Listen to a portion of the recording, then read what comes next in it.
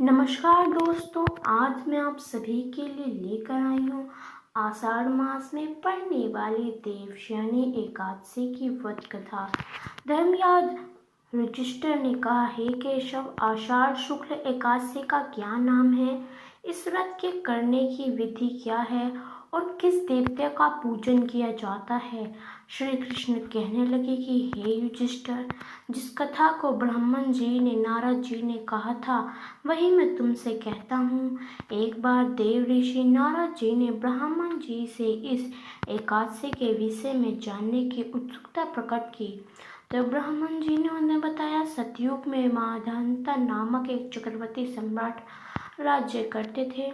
उनके राज्य में प्रजा बहुत सुखी थी, किंतु भविष्य में क्या हो जाए यह कोई नहीं जानता। अतः वे भी इस बात से अभिनिप थे कि उनके राज्य भी शीघ्र भयंकर अकाल पड़ने वाला है।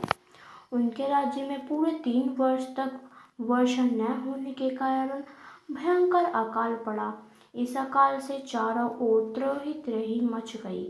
धर्म पक्ष के यज्ञ, हवन, पिंडदान, कथा, व्रत आदि में कमी हो गई। जब मुसीबत पड़ी हो तो धार्मिक कार्यों में प्राणी की रुचि कहाँ रहती है?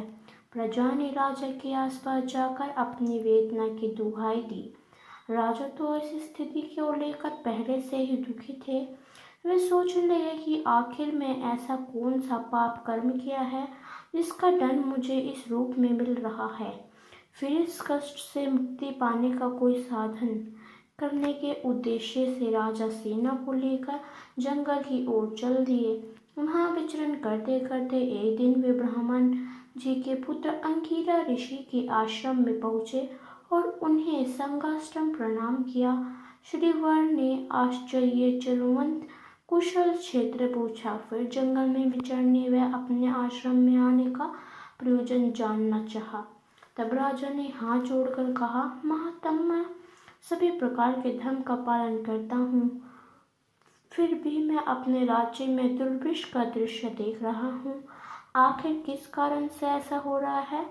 कृपया इसका समाधान बताइए।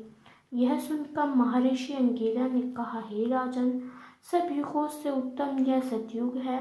इसमें छोटे से पाप का भी बड़ा भयंकर दंड मिलता है।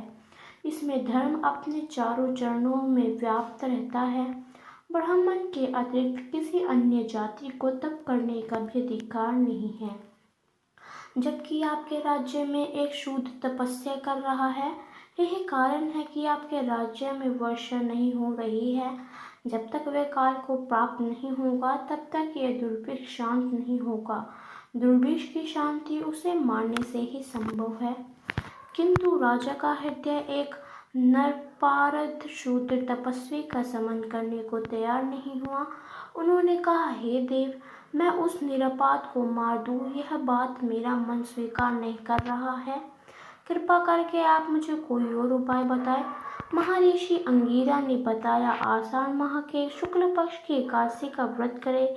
इस व्रत के प्रभाव से अवश्य ही वर्षा होगी।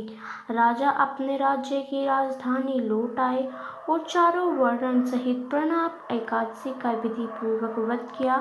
व्रत के प्रभाव से उनके राज्य में मूसलाधार वर्षा हुई और पूरा राज्य धन धान्य से परिपूर्ण हो गया।